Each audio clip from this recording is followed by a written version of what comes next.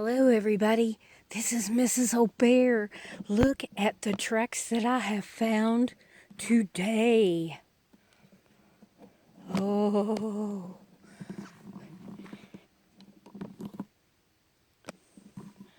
and I think I found it. Yes, it's the squatch machine. Here's O'Bear. Hello, everybody. It's the old bear from the old Bear's Den of Bigfoot. There's going to be a segment that's on there before this. My wife is having a little bit of fun, and I hope you enjoyed it. It made me laugh. But I've come to you today out here in the middle of nowhere. We bear hunt this area. There have been a few reports of some strange howls at night out here by some coal miners and stuff. No sightings, but that's to be expected. Black bears, and Bigfoot don't match too good. They tend to not compete against each other mostly, which is a good thing for us. But you never know. There's always that one Sasquatch that'll go against the rule. And but anyway, we decided to come out here and shoot this video today, just for y'all to give you an idea of the. And it's, you see how thick it is here behind me. It's pretty much all that way all over this mountainside, and it's really thick through here, and it's a little bit muddy getting in here, but it's fun. It giving me and my wife something to do today. So without any further ado,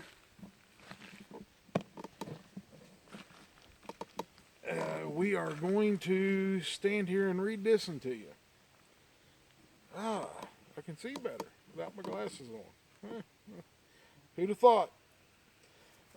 This one comes from the same gentleman, JBL, and starts out by the week of 6/10/2021. My great friend and I decided to take a trip down home.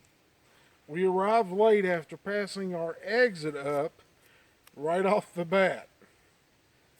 I knew something would be special about this trip. We were going to fish a couple of days on the Monroe River and catch some rays and some sights as well. The first day fishing would start off wild as heck. As we arrived to the boat ramp, I was by myself as my friend was helping his dad with the Ranger bass boat, getting it in the water off at the ramp. I was sitting back a ways from everyone, from when off the ridge up above me something threw something at me from atop the ridge. I went over to see if anything would stand out, but it didn't. But what would happen next was even more crazy. We got to our spot to fish and ready to get super serious about the day when all of a sudden we hear a pop and a kaboom. A huge tree had been pushed over and had crashed the ground, and very loudly we all jumped in the air off of the bass boat. It was crazy. Now, two incidents back to back. Day one, something was paving the way, it seemed, for me to pay attention to details. It's what I took from it.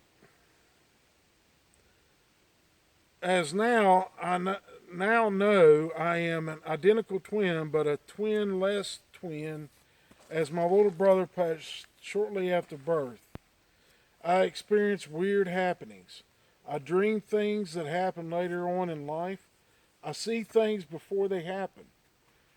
I really can read people and animals as well, good ones from mean ones. And I mean really, I can, it's been seen, it has been seen many, many times by other people. Now after that crashing, we're where we were back in the cove a ways from the sun, and out of nowhere, as we're catching bluegill left and right, I feel eyes on us as we fish. It was in an opening with two freshwater springs flowing into the lake, river, so to speak. But I just felt off. I felt safe. We were in the boat, but still very aware of my surroundings.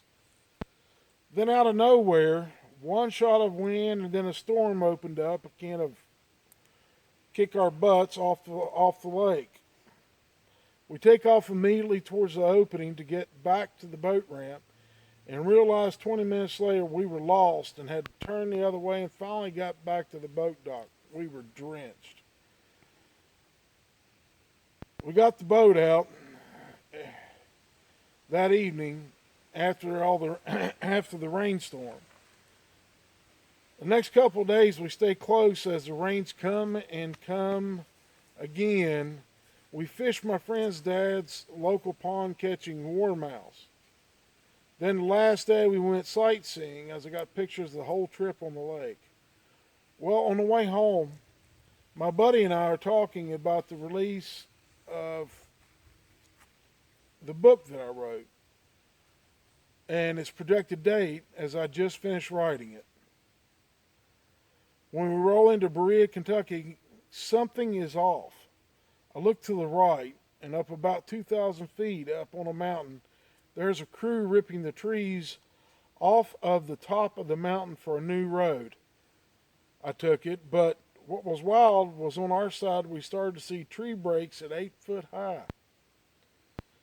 Directly across the road from the crew about a mile away was the distance between them and the tree breaks. And these were on pretty good sized saplings, maybe 20 years old. So that would mean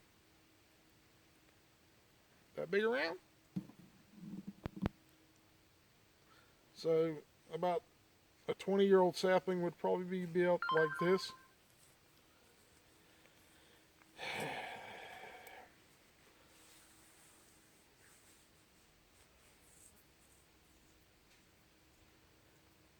There were so many of them, it made sense to me, but maybe not to my friend.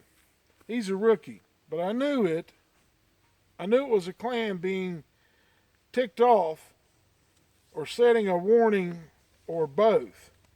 Only one who researches like I do or has been in the field a while would know that what those breaks meant.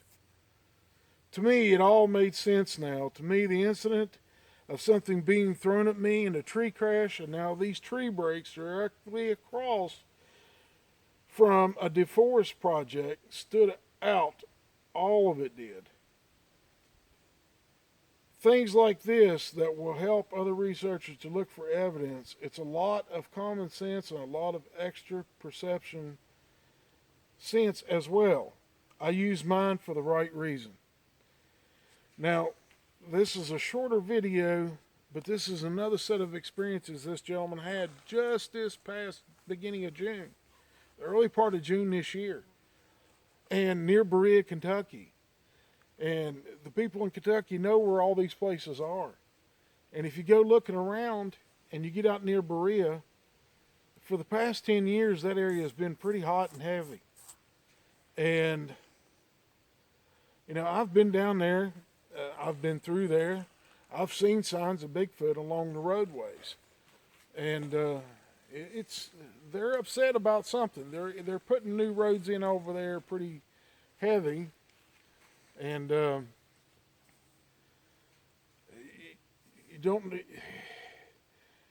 don't understand unless you've been in an area where these Bigfoot are getting condensed down. And the more you condense these creatures down and restrict their movements, the worse they get, the meaner they get. And it's going to end up hurting somebody. I've gotten reports here lately of possible Gugway type Bigfoot near where we're going camping next month in Kentucky. And So I've called a few friends that are researchers, and they've confirmed it. And I'll give you details on that when I know more myself. And until then, you just have to wait. I'm not going to put nothing out there that I don't know for a fact. So I hope y'all enjoy this video. It's starting to rain on me. I guess the Lord telling me it's time to wrap it up. But y'all have a blessed day. We love each and every one of you. And we hope to see you Friday night on the 23rd at 9 p.m. We'll see you guys then. Bye-bye.